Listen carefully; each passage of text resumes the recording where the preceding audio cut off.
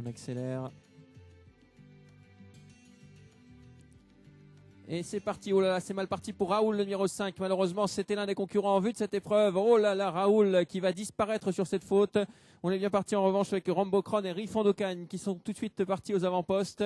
Raoul a été remis au trot mais risque quand même de subir les rigueurs de la disqualification. On vient ensuite avec le numéro 3, Rivoli Jet, avec également Rival le Septel qui est bien parti le long de la corde, accompagné encore par le 4, Remember Chaman qui vient en léger retrait. Peut-on déjà essayer de tirer sous la conduite de Rambo Cron, le numéro 8, avec dans son sillage Riff Andocagne le 7. Sur une troisième ligne, nous retrouvons Rival du Septel et Rivoli Jet, le 2 et le 3. Un peu plus loin, Remember Chaman, le numéro 4, avec également un bon rapproché à l'extérieur du numéro 11, Ringston de Dussac, qui s'est rapproché avec Renault Zellebord qui vient plutôt à la fin du peloton. Raoul a été remis au trot, il n'a pas été disqualifié, mais Raoul a perdu tout de même pas mal de terrain sur sa faute. On va rentrer dans le deuxième tournant de cette épreuve.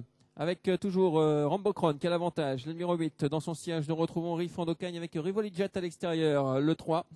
On est bien placé également avec Rayman Jet qui essaye de se rapprocher quelque peu, mais encore assez loin des chevaux de tête. Le 2 vient sur une troisième ligne, c'est Rival du Septel avec Riga également, le 15 qui vient un peu plus loin. On va repasser devant les tribunes sous la conduite de Rambo Cron qui contrôle la situation. Dans son siège, Riff Andocagne, le numéro 7.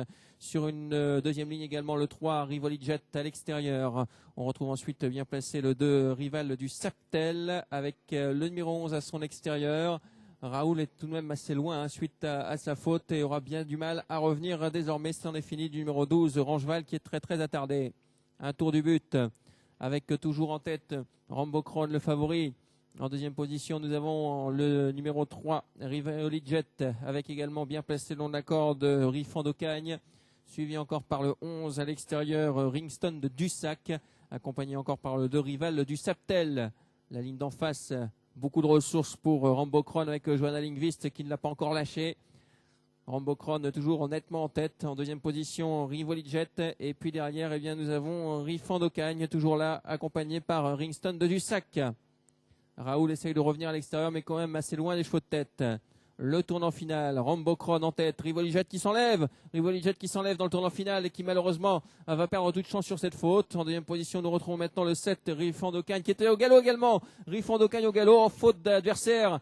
C'est pratiquement gagné pour Rambo Cron à moins qu'il ne s'arrête. Rivoli Jet a été disqualifié alors qu'on se met une nouvelle fois au galop avec le numéro 7 qui a été remis au trot.